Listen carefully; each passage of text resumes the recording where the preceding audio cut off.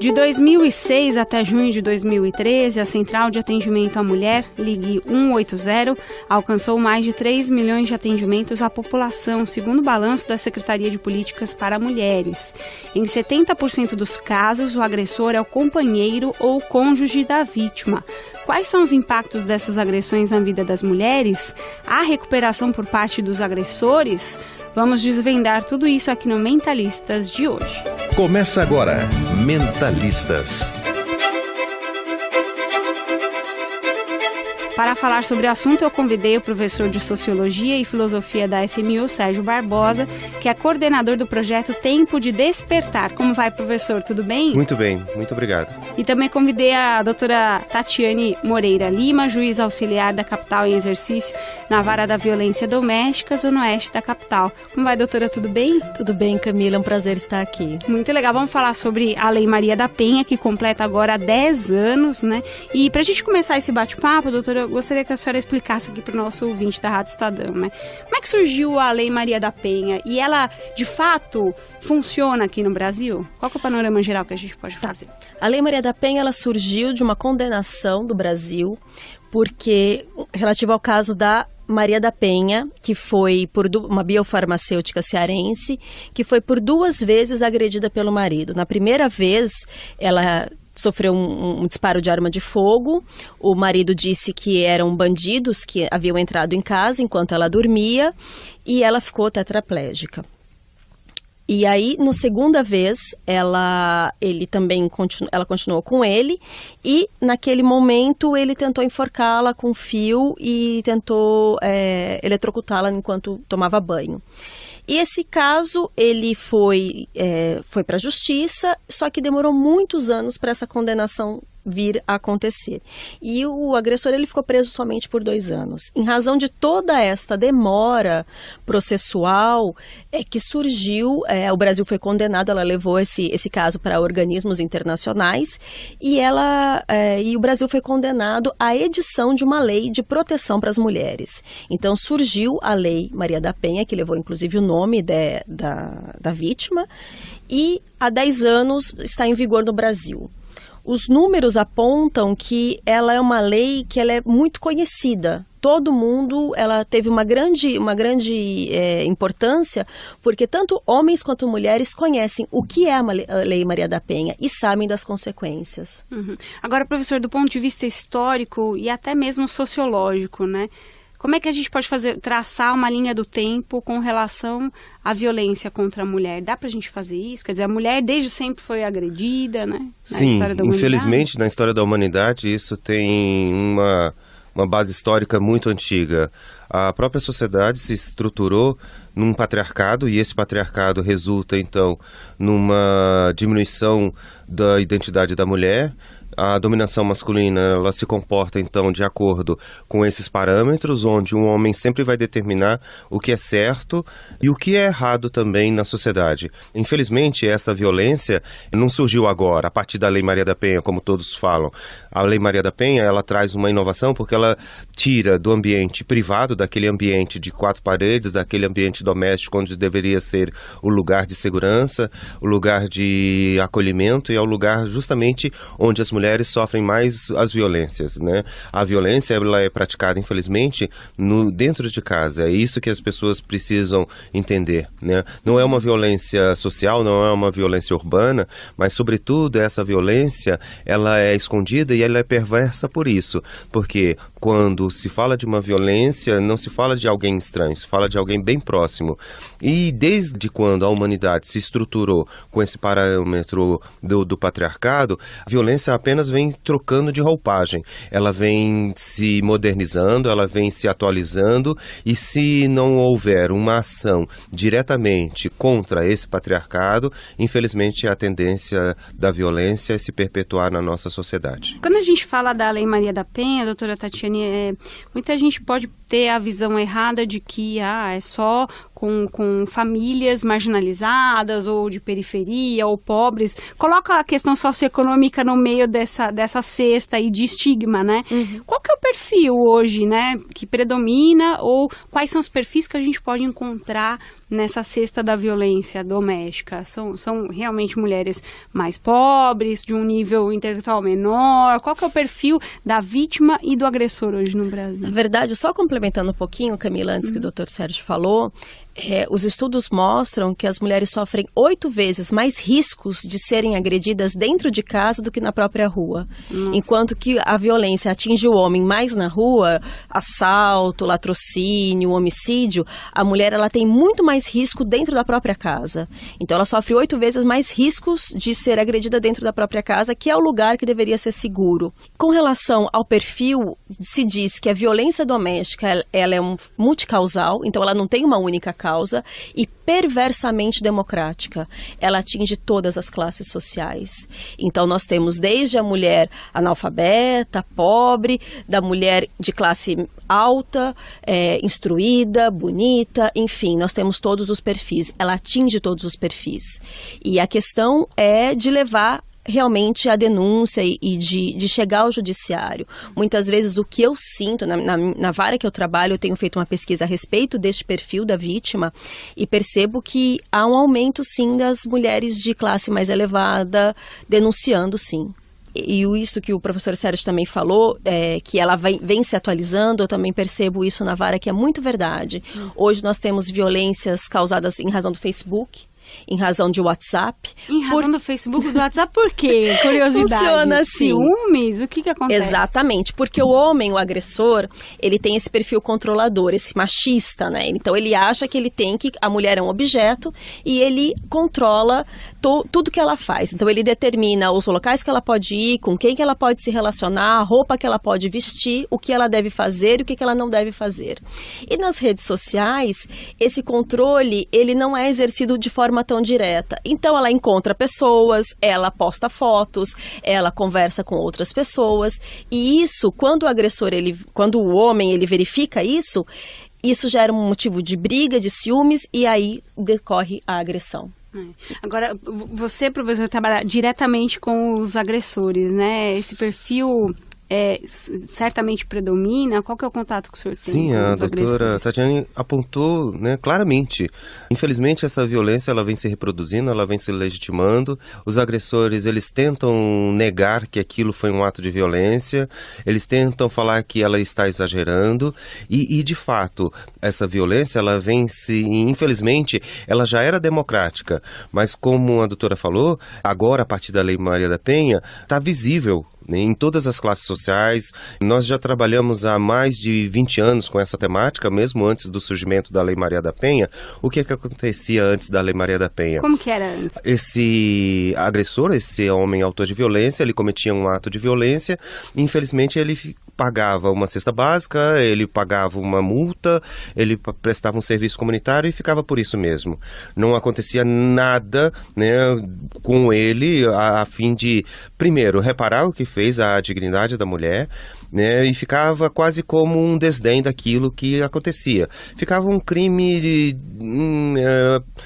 de menor grau, ficava mais leve, uma coisa familiar. Inclusive de menor potencial ofensivo, né, professor? Exatamente. Eu já tive casos em que, das cestas básicas, que saía da audiência o agressor, ele era condenado a uma cesta básica, e ele saiu na porta da audiência e falou para a mulher: agora você vai fazer mais faxina para pagar minha cesta básica que eu tenho que dar por causa de você. E às vezes, em menos de um ano, ele voltava 2 ou 3 vezes ao mesmo foco. Reincidência quase 100%. E a partir desse momento que começou a haver o projeto com homens, a Lei Maria da Penha permite trabalho com esses homens num determinado momento do processo. E nós conseguimos trabalhar isso no ABC Paulista, em São Caetano, iniciando lá o trabalho. Percebemos que a reincidência começou a diminuir, porque esse homem, ele participava junto com outros homens, num grupo reflexivo, onde a primeira coisa era ele estar ciente do crime que ele cometeu. Mas esse crime, porque ter sido um crime no ambiente doméstico, era avisado a ele que ele teria que cumprir determinadas sessões para que ele pudesse se responsabilizar daquele ato. Então, o trabalho com os homens autores de violência é um trabalho de responsabilização, é um trabalho de conscientização sobre os seus atos, que é possível resolver conflitos sem o uso da violência, sem o uso da força, porque conflitos todos temos. Todos nós, infelizmente, como seres humanos, faz parte da própria humanidade. Mas para esse homem que baseia os seus argumentos no uso da força, do machismo, do patriarcado, tudo aquilo que ele resolvia era constranger a mulher, ameaçar a mulher, e hoje mais ainda com todas as redes sociais, com todos os processos, muito fácil de você saber o que uma outra pessoa está fazendo. Hoje em dia esse mesmo ato de perseguir a mulher continua. Então há hoje, né, há apenas uma modernização, uma atualização dessa violência, e o trabalho com os homens autores de violência é justamente desconstruir esse machismo. Depois eu quero que o senhor dê detalhes desse trabalho no próximo bloco aqui do Mentalistas, que já termina aqui. E aí eu estou recebendo na Rádio Estadão a juíza Tatiane Moreira Lima, que é auxiliar da capital em exercício na vara da violência doméstica, e o professor de Sociologia e Filosofia da FMU, Sérgio Barbosa, que também coordena o projeto Tempo de Despertar. A gente vai fazer um rápido intervalo e volta daqui a pouquinho. Já voltamos com Mentalistas. A vida em discussão na rádio de quem quer saber.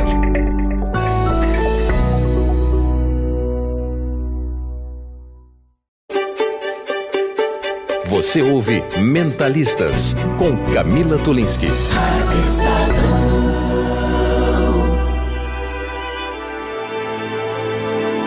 De volta com Mentalistas, falando sobre os 10 anos da Lei Maria da Penha e tudo que permeia a agressão e a violência doméstica, né? Basicamente contra a mulher. Recebendo a juíza Tatiane Moreira Lima, que é auxiliar da capital em exercício na vara da violência doméstica, e o professor em Sociologia e Filosofia da FMU, Sérgio Barbosa, que coordena o projeto Tempo de Despertar. Antes da gente falar do trabalho, né, de ressocialização, digamos assim, desse homem, o agressor, queria explorar um pouquinho mais sobre os tipos de violência contra a mulher que a gente encontra, né? Na vara da violência doméstica, quais são os principais casos que aparecem por lá, hein, doutora Tatiane? A Lei Maria da Penha, ela prevê alguns tipos de violência. Nós temos a violência física, que são as agressões, a violência psicológica, que são as ameaças, a violência sexual, que é o estupro, que é a relação sexual não consentida, ainda que seja com o próprio marido. A violência patrimonial, que são os danos aos objetos da vítima, e a violência moral, que são as ofensas, os xingamentos. Diria para vocês que 80% são ameaças e agressões leves. Começa muitas vezes com empurrão, começa com tapas e depois aquilo vai evoluindo ao longo dos anos, né? Os estudos mostram que essas vítimas demoram em média 8 anos para denunciar. Só 5% delas denuncia na primeira agressão. Então elas vão sofrer essas violências ao longo dos anos e a tendência é que essas agressões, essas ameaças, elas comecem de uma forma mais branda, então de simples tapas, empurrões, e comecem a evoluir para agressões mais sérias, como perda de dentes, quebrar braço, enfim, isso coloca mais em risco a vida da mulher ao longo dos anos. Quanto mais tempo ela fica inserida nessa violência, mais a vida dela está sendo prejudicada. Abrindo o jogo.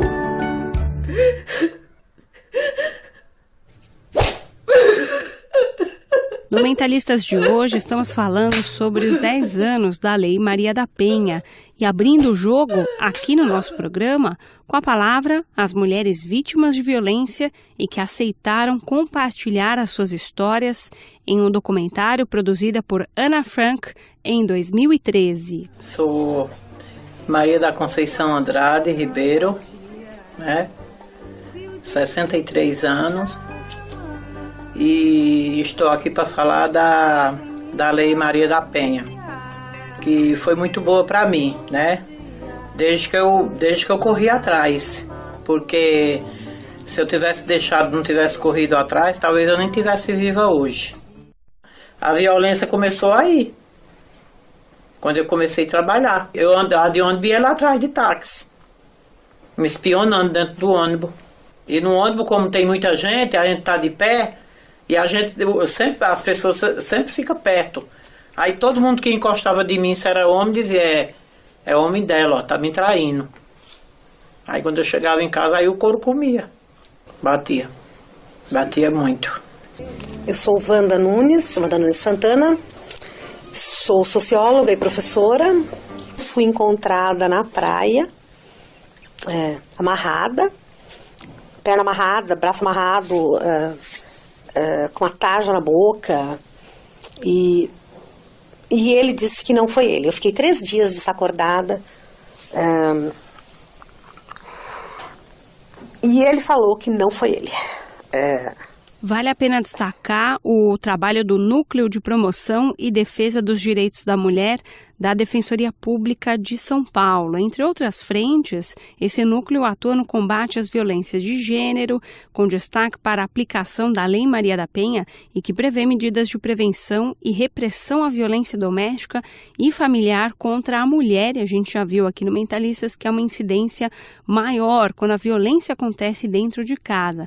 Nessa área, o núcleo coordena o atendimento a mulheres no Juizado Especial de Violência Doméstica na capital e em centros de referência e atendimento da mulher.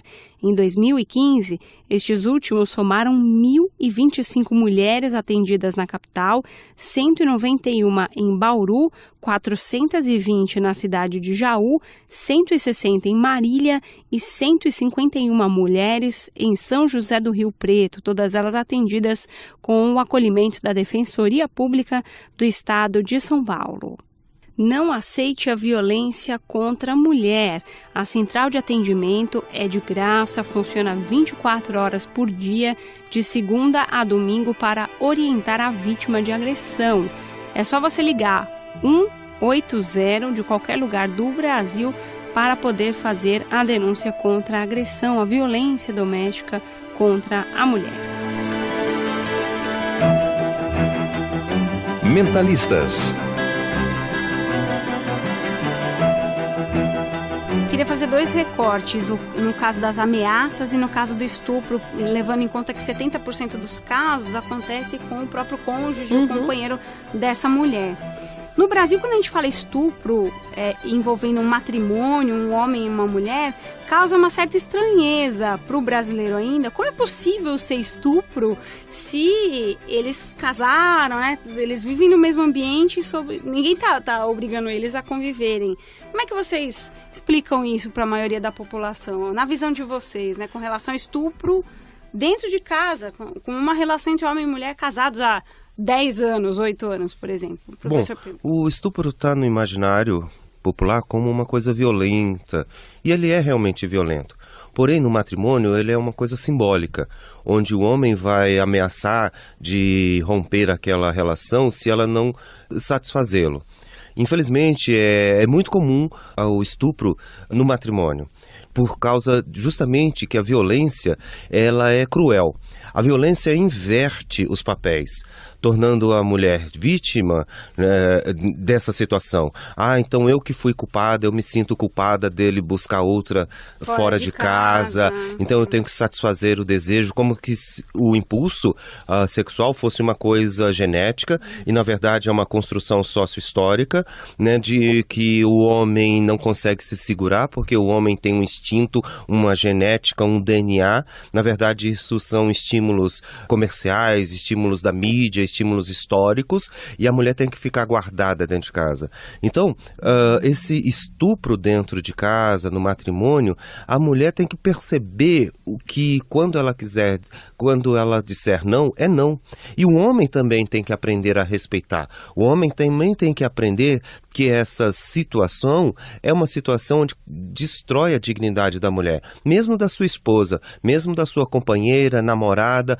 Quantos homens hoje não ameaçam mulheres pela internet, pelo Facebook, pelo WhatsApp? Se não fizer isso, vai fazer aquilo. Isso já é um estupro, isso já é um sinal em que ele está cometendo uma violência contra a dignidade dessa mulher. Todo e qualquer ato sexual não consentido é caracterizado estupro, ainda que dentro do matrimônio. E isso as mulheres têm muita dificuldade. Nossa sociedade, na verdade, ela tem muita dificuldade de entender. E uma questão muito característica das vítimas de violência é a inversão da culpa. Elas se sentem responsáveis. Então, assim, eu ouço muito na vara. Eu fui agredida porque a comida não estava quente. Eu fui agredida porque ele tem ciúmes e eu estava conversando com o vizinho. Eu fui agredida porque ele queria ter relação sexual, mas naquele dia eu não podia, eu estava muito cansada e ele me obrigou. Quer dizer, a vítima vai se justificando o que ela sofreu. Ela se acha culpada, ela acha que ela é responsável por causar uma agressividade nesse homem. E isso também tem um pouco a ver com a criação dos nossos filhos, com a educação que nós damos. Então, muitas vezes, o pai e a mãe corrigem batendo. Então, a criança, ela cresce naquela ideia de que a forma de correção é a agressão. Então, aquele marido também está cuidando, entre aspas, dela, no sentido de que está corrigindo. Então, ela entende também como um ato de amor, um ato de afeto, muitas vezes. É uma relação muito complexa. É isso mesmo. Muitas mulheres falam que ele tem ciúme, olha, tá vendo o quanto que ele me ama. Com as mais jovens, olha, ele vai me buscar na escola, na faculdade, olha, ele me busca todo dia na faculdade, ele me deixa e me pega na faculdade. É uma série de justificativas. E não vê isso como um cerceamento. Olha, ele me leva, me traz, quer dizer, é essa... Liga várias vezes ao dia. Exatamente, perseguição. Como se fosse uma coisa boa. Como se fosse uma coisa boa. Uma forma de carinho, uma forma de cuidado. Exatamente. É muito complicado. Que coisa. Bom, e tem uma outra coisa que eu queria abordar com vocês, é a questão da ameaça. A ameaça é: se você não fizer tal coisa, eu vou te matar. Se você não ceder ao sexo, eu vou te bater. Ou existem aquelas ameaças que não são tão claras, são aquelas que ficam subentendidas. Quando a gente fala de ameaça, né? Tem vários tipos. A ameaça é promessa de mal injusto e grave e que a pessoa se sinta atemorizada. Então, pode ser, inclusive, não verbal. Nós tivemos um caso lá na vara em que o agressor, ele mandou para a vítima uma foto com o rosto coberto e com 2 armas cruzadas. Então, assim, e colocou num saquinho de presente na caixa do correio dela. Então, ele não precisou dizer nada. Mas aquela foto, por si só, já causou um temor para a vítima. Então, nós temos ameaças que não precisam sequer ser verbais. E as mais variadas: vou tomar os filhos, você vai perder a guarda das crianças, vou te deixar, não vou pagar pensão, então você vai ficar na miséria. Não necessariamente só de morte e de agressão, mas de deixá-la numa condição ruim, uma condição pior, uma condição em que ela sem meios para viver. São essas as formas de ameaça e as mais variadas. Acho que principalmente quando a mulher, por exemplo, não trabalha, ela depende essencialmente financeiramente do marido. Exatamente. Deve ser pior ainda, né, professor? Exatamente. Quando tem uma relação de dependência financeira, essa ameaça ainda é maior. E, incrivelmente, quando eles chegam aos grupos, depois de indicados ao grupo, eles falam isso: ela se casou com outro, ela se juntou com outro, então é aonde que parece que aquele sentimento de posse fica mais evidente, né? Então, muitos ameaçam: eu não vou pagar mais pensão, ficam atrás dela no ambiente do trabalho, perseguem, ficam falando mal dela para a família, para vizinhos. Então, toda essa situação de ameaça, a mulher precisa já estar atenta, né? Já começa a perceber que essa situação, ela reforça a vulnerabilidade dela, né? Muitos homens falam assim: não, mas eu sempre fiz isso, ela nunca reclamou, por que agora está reclamando? Porque o grau de consciência, então, com a Lei Maria da Penha, vem aumentando. Não só o conhecimento da lei em si, mas também as mulheres estão se empoderando. Acho importante isso. A vitalidade da lei é trazer esse empoderamento, que qualquer sinal de ameaça, qualquer sinal de detrimento da sua qualidade de vida, ela tem que procurar ajuda, tem que procurar ajuda nos serviços especializados, aonde ela vai buscar entender esse processo. Infelizmente, a violência é uma coisa complexa, é um fenômeno, e que não pode falar assim, separem e procure outro homem. Porque nessa separação, infelizmente, ela pode encontrar um homem também com esses mesmos sinais, com essa mesma característica. Então, o melhor é ela buscar ajuda, buscar uma terapia, buscar grupos de mulheres, para que ela possa entender a situação em que ela está passando. E os homens também. Muitos homens acham que isso é muito normal, porque todo mundo age assim, e quando ele chega no grupo, através de uma metodologia, ele percebe que não é assim, né? Que não é usando a força, a ameaça, a coerção, a questão financeira, né? Muitos homens falam assim, mas eu só falei que ela não faz comida boa. Imagina, você está arrasando com a autoestima dessa mulher. E muitos homens falam assim, eu não toquei nela, mas essa violência simbólica destrói a mulher por dentro, né? Acaba com a sua estrutura interna. Essa mulher não cuida dos meus filhos direito. Então isso, para uma determinada mulher, para uma determinada classe de mulher na sociedade, é o pior xingamento.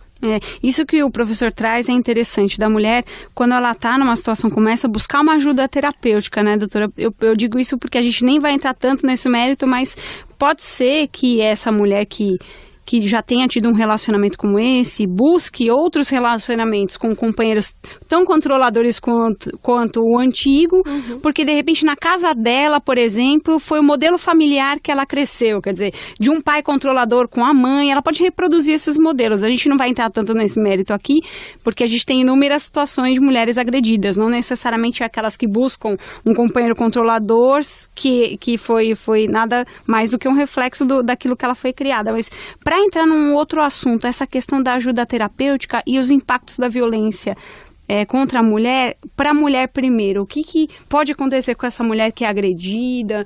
Quais são os impactos que você, na sua experiência, observou? Nós costumamos, nesse caso, atender as mulheres assim que vira processo lá na Vara da Violência Oeste.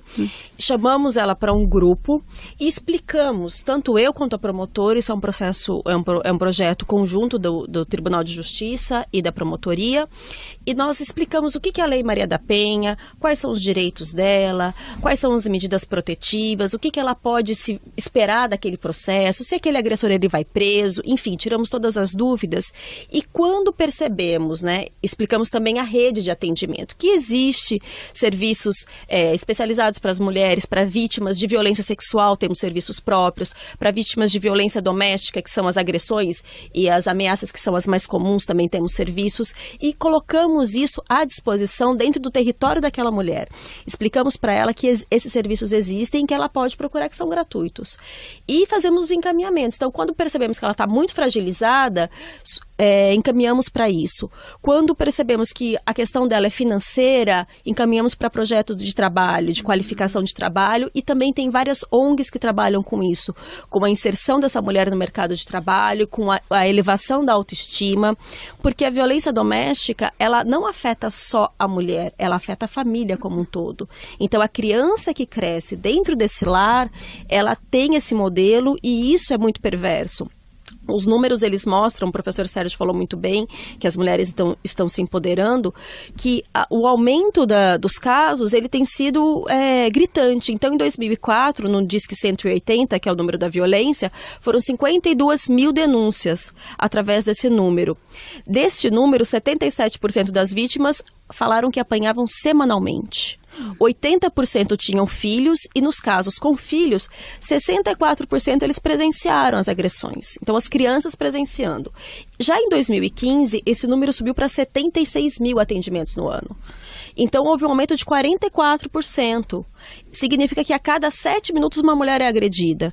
Então, esses números, eles não param de subir. No Tribunal de Justiça, nós temos, só nas varas especializadas, 90 mil processos. Nesse momento, 90 mil processos em andamento. Em andamento. Então, 90 mil processos nas varas, só nas varas especializadas, sem contar as varas do interior, em que faz todos os crimes, além da violência. Então, são números muito altos que demonstram, né, que a Lei Maria da Penha, ela tem sido buscada como uma forma de pedido de socorro dessas mulheres. Esse número mostra a importância de desenvolver projetos de prevenção. Sim. Principalmente com os homens, porque nesse processo de construção social, os homens e nós homens, de certa forma, desde a infância, geralmente passa por aquilo. Então eu sou homem, eu posso tudo, eu posso fazer qualquer coisa. E se não for feito um projeto de prevenção, a gente vai estar enxugando o gelo. Como a doutora falou, 90 mil processos significa quase 90 mil homens. E o nosso projeto consegue atender uma parte muito pequena, né, dos casos que são encaminhados, porque diferentemente da mulher que é encaminhada para um processo terapêutico, onde ela tem ali uma coisa com ela, os homens são encaminhados para um processo socioeducativo. E como é que funciona? Conta um pouquinho pra gente, Esse professor. processo de encaminhamento, então, a juíza vai determinar para que ele possa comparecer a uma ONG, a um serviço.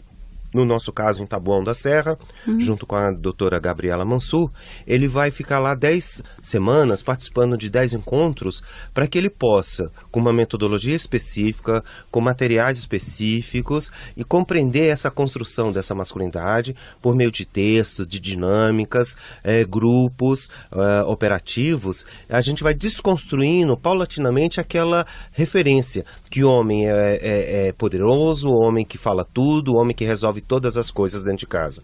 E muitos homens que passaram por esse processo têm um resultado muito eficaz. Eles entenderam que essa violência, né, não se justifica com o álcool. Principalmente, a gente acha que o álcool é o grande responsável. Mas ele o álcool atua faz junto. parte também? Ele faz atua parte. junto, Ele tá. atua... Ele é aquele cadastro que desamarra o tênis. É aquela coisa que solta, potencializa. É o gatilho, É o né, gatilho. professor? É aquela coisa que está junto. Porque já trabalhei com outros homens que não usam álcool, ou outras culturas. Infelizmente, a gente tem outras culturas chegando no Brasil e que não fazem parte e são tão violentos quanto. Independente do uso do Do álcool. álcool, exatamente. Não é uma pressão social, então estou com o meu trabalho, o meu chefe fica pegando no meu pé. Isso tudo são desculpas para que aquilo que já está internalizado, porque ele não é violento com todas as pessoas, ele é violento contra aquela pessoa que ele conhece, aquela mulher que sabe se ele gosta do bife mal passado, do bife bem passado. A violência de gênero é uma violência bem focada, bem direcionada. É para destruir, né, a dignidade de uma determinada pessoa, como se essa dignidade também fosse de todas as outras mulheres. Porque muitos homens têm chefes mulheres, mas é chefe até às 17 horas. Acabou o expediente, é uma mulher como qualquer outra. Então, na verdade, a Lei Maria da Penha, ela vem trazer uma nova visão dessa mulher na sociedade, né? Esse homem que cometeu a violência, ele não está rompendo só contra aquela mulher ali da casa dela, está rompendo a violência contra todas as outras mulheres na sociedade, não só daquela, mas está falando assim, olha, mulheres, saibam qual é o seu lugar na sociedade. Ô, professor, com um trabalho direto, como é que esse agressor chega até o projeto de vocês, né? E o que eles dizem? Eles falam, agredi a minha mulher porque sei lá... Como a doutora Tatiane falou, né? Eles vão negar o tempo todo. Eles negam que tenham agredido? Mesmo em audiência, eles negam. Raramente ele reconhece que ele praticou aquele crime e que ele está errado. Ele se acha no direito de agredir e ele tenta achar justificativas. Uso do álcool, uso de drogas, estresse no trabalho, como o professor falou. Então essas são justificativas que dão autorização ou permissão para ele extravasar algo que o incomoda naquela mulher. Exatamente. E negando, acho que deve ser mais difícil o trabalho de recuperação. Eles negam, chegam lá, a gente brinca, né? Chegam com sangue nos olhos, com focinheira. Então aquela juíza, aquela promotora, aquela escrivã, como se todas as mulheres fossem contra ele. E aí a gente acolhe esse homem que geralmente chega negando com bastante raiva. E o trabalho com outros homens, por isso que é importante o trabalho no grupo. O grupo acolhe esta raiva e ele vai percebendo que ali, aquela raiva, não tem muito espaço. E à medida que ele vai frequentando o grupo, essa raiva vai diminuindo. E ele vai vendo que aquilo não tem mais sentido. E o próprio grupo vai fazendo uma intervenção. com ele, né? Então os técnicos ali são facilitadores de uma metodologia onde esse homem vai se chocando com as fantasias, porque na verdade a base dessa violência contra as mulheres e contra a sua companheira é a frustração. É a frustração de não entender que a mulher tem os mesmos direitos que os homens, né? E que este homem não pode mais tratar a mulher como no século passado, como antigamente. Como meu avô era assim, como meu pai era assim, então por que comigo vai mudar? Então, o grupo acolhe esse homem que vem negando e vamos colocando pequenas situações, né, da vivência do casal, da vivência de homens e mulheres, onde vai havendo um questionamento. E muitos homens falam que nos seus depoimentos que passam apertado nos grupos, porque significa rever internamente valores, significa rever posicionamentos e muitos entram em crise de valores, porque todos foram acostumados a achar que homem realmente ocupa o topo da cadeia alimentar, como algum falou. Não, eu não preciso ceder, porque basta a mulher. Então não é isso. Na verdade, a violência contra a mulher, ela é um processo de frustração. Esses homens têm a sua capacidade de refletir muito baixa. E não tendo esse arcabouço teórico, ameaçam as mulheres. Ameaçam com várias coisas na sociedade. Eu vou pensar uma frase do professor aqui, doutora, dos argumentos desses homens quando eles são trabalhados em grupos para tentar se ressocializar e tudo mais.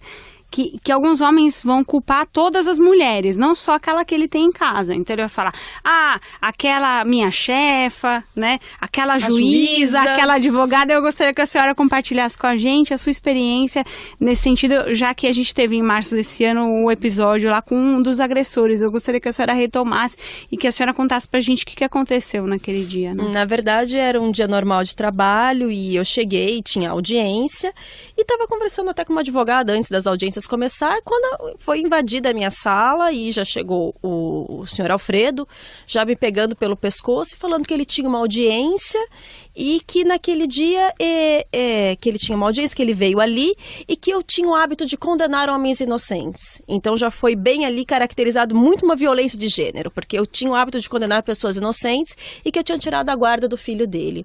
E eu tentei explicar que a guarda do filho eu não costumo tirar, porque isso é uma questão de vara de família, então ali eu cuido da violência doméstica.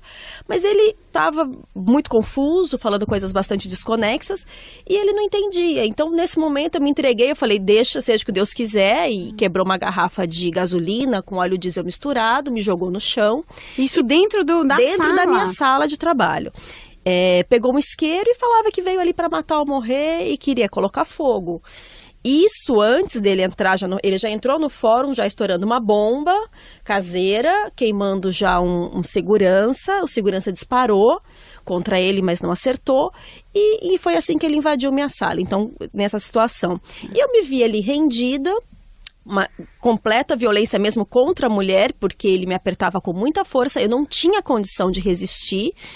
E foi nesse momento que os policiais chegaram e ficaram negociando com ele, mas ele queria visibilidade, ele queria mídia, e foi aí que surgiram os vídeos que gravaram. Mas eu percebi, assim, que era realmente uma situação de completo descontrole emocional e de confusão mental de tudo que estava misturado, mas que tinha muito essa questão de gênero, porque eu era responsável por condenar homens inocentes. Então era essa figura que, de repente, ali foi uma violência não só contra a mulher, mas também institucional, contra o Poder Judiciário, não se conformando com as decisões, mas também eu acredito muito nisso, tenho muito firme do que aconteceu, de que se fosse um homem ali, ele não faria isso, ele não teria essa audácia, ele não teria essa iniciativa. Foi a primeira vez que aconteceu isso com você? Foi. Nem ameaça, nem nada. Nunca ninguém ligou para ameaçar. Nunca tive nenhum problema. E muitas vezes a gente tem essa noção de que o agressor da violência doméstica, ele vai agredir só a companheira. Mas não, é exatamente isso que o professor Sérgio falou. Uma violência dirigida contra todas as mulheres. E nós também estamos na Vara fazendo um projeto, vai ser lançado agora em agosto, de reeducação dos agressores. Um projeto também reflexivo nos moldes do coletivo feminista que existe lá onde o professor Sérgio trabalhou também por muitos anos, e feito por psicólogos da vara e assistentes sociais, porque a gente percebeu isso que o professor falou. Não temos, aqui uma recente pesquisa feita, das 27 capitais, só 10 têm algum tipo de serviço para o agressor.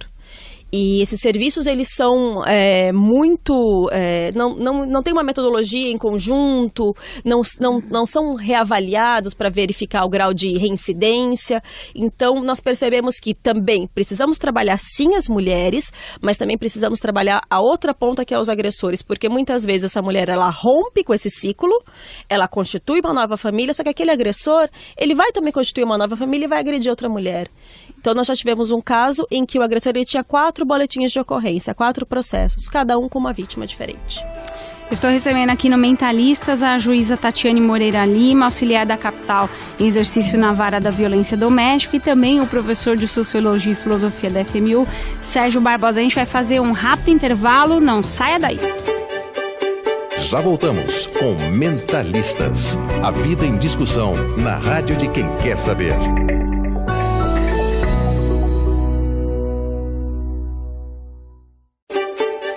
Você ouve Mentalistas.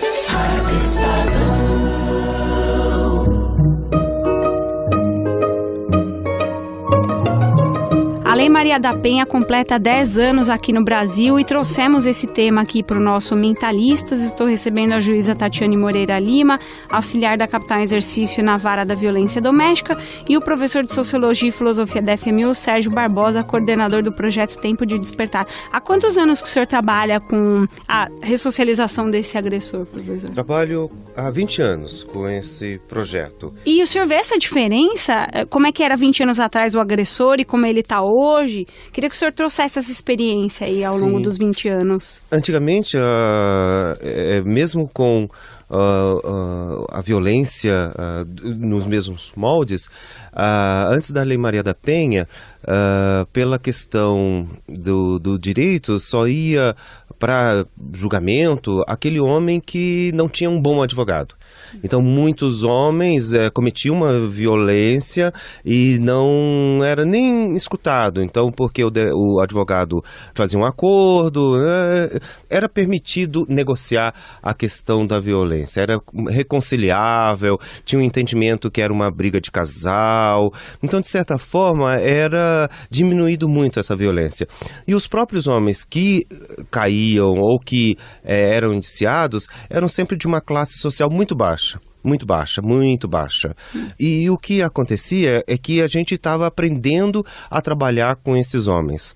Existia já uma metodologia de trabalho com mulheres, mas a gente começou a entender que trabalhar com um homem, autor de violência, é uma necessidade de aprofundar. Não é a mesma coisa. Então, quem já trabalha com mulher já tem um paradigma, já tem um marco conceitual.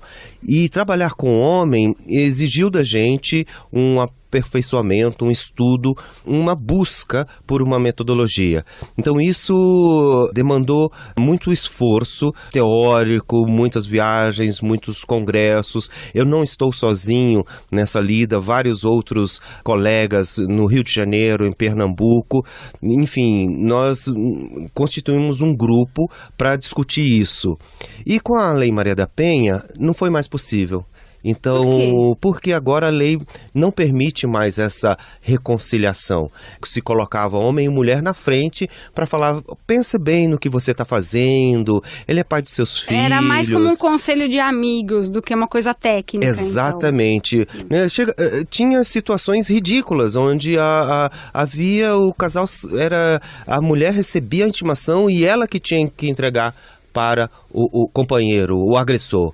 Então isso mudou, a doutora pode falar agora muito bem como que isso já está, porque antes era vergonhoso, a própria mulher ficava naquela situação, né, incômoda e muitas vezes ela não entregava e quando eram chamados para reconciliação, mais vergonhoso ainda.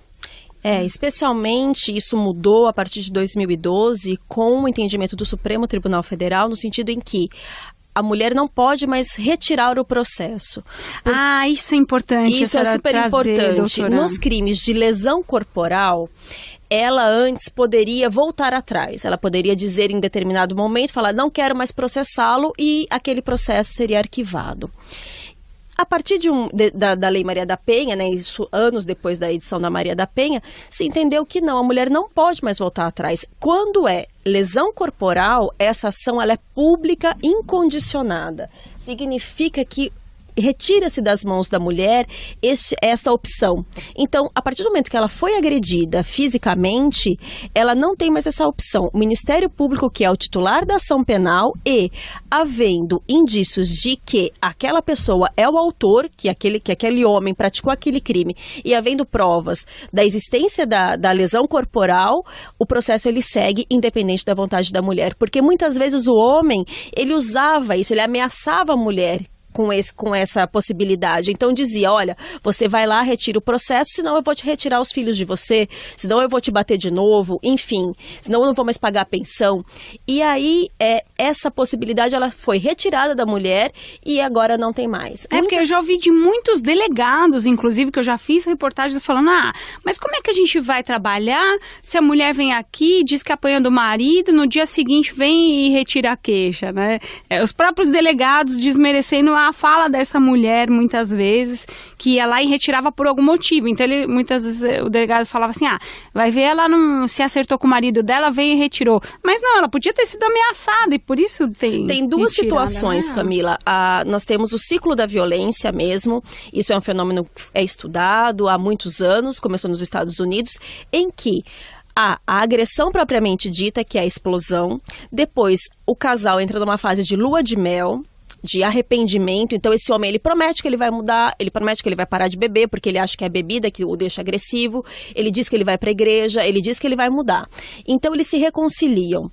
Depois disso, começa aquela fase da lua de mel, que fica tudo bem, ela acredita na mudança desse parceiro. Passado algum tempo, aquela agressão, aquela agressividade, ela volta porque está dentro do homem, né? Não é algo externo. Então ele volta a apresentar sinais. E a mulher, como ela se acha culpada, ela para de fazer coisas que ela acha que deixa esse homem agressivo. Então ela deixa de usar roupa curta, ela deixa de frequentar certos lugares, só que aquela agressividade está dentro dele, independe do que ela faça. E aí o que acontece? Há um período de exacerbação e depois novamente nova agressão. E esse é chamado de ciclo da violência. Explosão, lua de mel e exacerbação. Explosão, lua de mel e exacerbação. E esse ciclo ele se repete por anos e anos e anos. Em média 8 anos. Até que a mulher tenha coragem de deixar esse ciclo. Então, nós temos duas situações. A mulher, ela poderia, sim, voltar à delegacia e dizer, não quero mais processá-lo, porque ela está dentro desse ciclo, ela acredita nessa mudança desse parceiro, né, tá naquela fase de lua de mel, ou então ela poderia estar sendo ameaçada ou coagida. A partir do momento que o Estado ele tira esse poder da mão da mulher, ele livra ela de uma carga enorme, e agora ela até se reconcilia com ele durante o processo. Aparecem casais lá na sala de audiência de mãos dadas. Só que tem duas posturas. Ou ela confirma e ela é muito firme e diz, olha, ele me agrediu, foi assim, e foi importante eu estar aqui, eu denunciar, porque agora ele sabe que tem uma lei e ele sabe que ele não pode mais fazer e ele mudou. Ou então ela tenta mentir.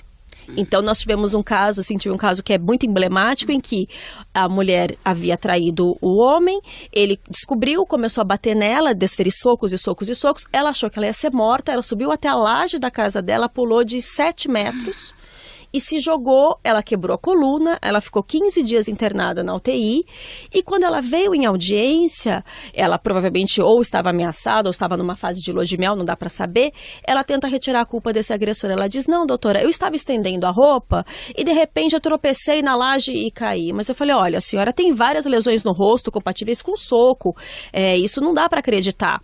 Aí ela, não, é porque eu caí, me machuquei na árvore, enfim, ela tenta retirar a culpa, mas com os outros elementos do processo, os juízes conseguem sim condenar. Então, nesse caso, havia o depoimento das pessoas do SAMU que foram atender, achando que era uma tentativa de suicídio, e ela confessou para essas pessoas que o marido estava tentando matá-la. Então, mesmo quando a mulher ela volta atrás e tenta retirar, e tenta mudar sua versão, retirar ela não pode mais, mas ela tenta mudar sua versão para inocentar, a gente procura explicar na audiência as consequências disso. Professor, a senhora acredita na ressocialização dos agressores e em quais situações ela pode ser favorecida ou não? Até com a sua experiência. A gente acredita, sim. Pelos números, indicam que a diminuição da reincidência já é um fator. E principalmente a questão da linguagem. Quando a gente começa a trabalhar com esses homens que agrediram as mulheres, a gente não os chama mais de agressores, e sim autor de violência. Porque quando a gente entende que esse homem que cometeu uma violência, ele cometeu por N fatores. Nesse processo de desconstrução, a gente identifica as razões e vai até a elas. Então, quando a gente fala assim, não, esse homem é autor de violência, ele é autor de uma agressão, significa que há uma possibilidade concreta de mudança. E nesses anos todos de trabalhos, a gente acredita nesse processo de ressocialização, porque a violência contra a mulher não é uma coisa de psicopata. Não é uma coisa de um cara que está com distúrbio mental, não é uma doença. É uma consequência de uma construção social, de uma identidade masculina, onde essa identidade masculina está ancorada num patriarcado. Por isso a necessidade de estudar a construção dessas masculinidades. Segundo, a violência contra a mulher, ela é um momento histórico na vida desse homem, porque não é essa a identidade desse homem. Ele pode ter um surto, ele pode ter um estresse, mas antes mesmo, a vida dele foi construída com esses valores. Então, quando a gente começa a questionar, a criticar esses valores, é como um castelo construído na areia. Começa a cair e ele vai perceber que ele pode sim ser um homem, pode ser um pai de família, pode ser até o marido, mas não mais com aqueles valores. Então eu acredito nesse processo de ressocialização porque a gente pauta o nosso trabalho na educação da equidade de gênero. Então não é apenas uma reeducação, porque a gente acredita que a educação nunca foi realmente efetivada com esse homem. E lá nesse processo onde a gente tem médicos, o processo Tempo de Despertar, assistentes sociais, psicólogos, sociólogos, a gente entende que é necessário uma educação. Na verdade, uma verdadeira paideia. O que é uma paideia? Conduzir esse homem para equidade, para uma sociedade mais justa. Justiça, equilíbrio, justiça, direitos, harmonia. Então, a gente baseia o nosso processo num processo educativo. Tem psicólogos, tem várias pessoas de diversas áreas, mas é principalmente um processo de educação, onde a gente pega esse projeto, Tempo de Despertar, mas desenvolve ele também nas comunidades, tentando ir lá naquela comunidade onde não há uma denúncia, porque aquela mulher ou aquele homem não sabem que aquela vivência está baseada numa violência. Recentemente fui numa comunidade dar uma palestra onde uma mulher no final do encontro da palestra falou: olha, eu não quero me separar do meu marido, do meu companheiro. Eu quero apenas que ele cesse, pare de agir desse jeito.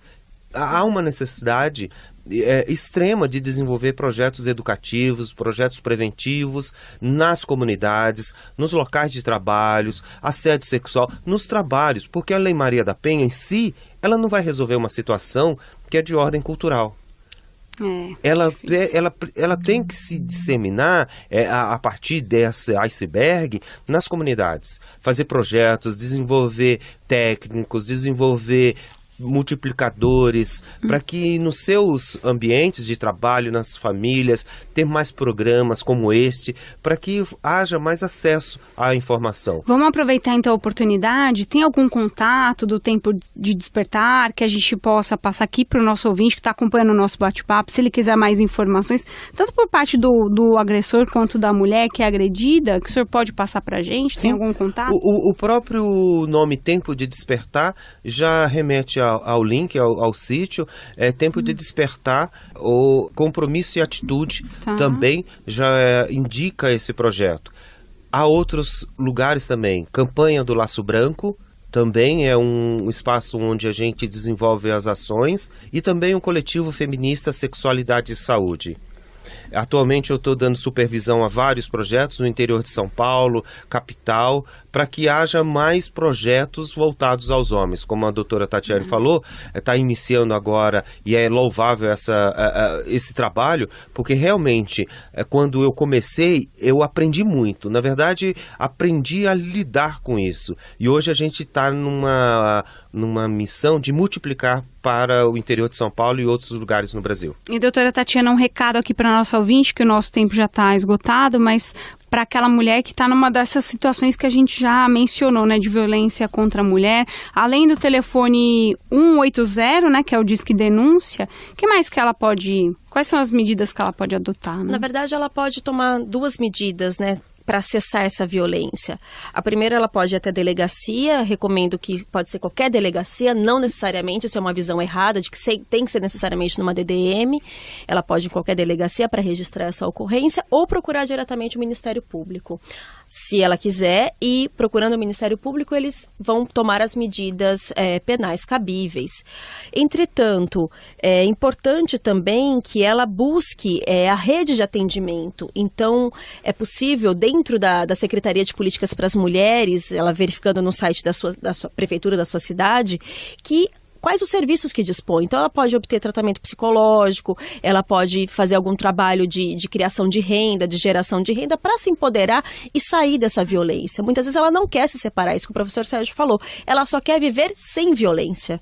E isso é muito importante. E eu acho que agora o desafio da Lei Maria da Penha para a próxima década é o trabalho de prevenção.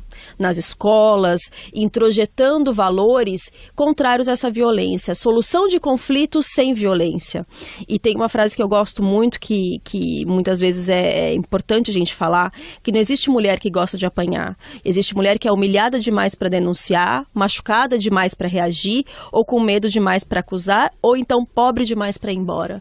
Então é importante a gente ter isso em mente. Mulher não gosta de apanhar. Precisamos criar agora mecanismos de prevenção dessa violência. Agradeço muito a participação da juíza Tatiane Moreira Lima, auxiliar da capital em exercício da vara da violência doméstica, Zona Oeste da capital, e também ao professor de Sociologia e Filosofia da FMU, Sérgio Barbosa, coordenador do projeto Tempo de Despertar. Muito obrigada pela presença de vocês, viu? Muito obrigada.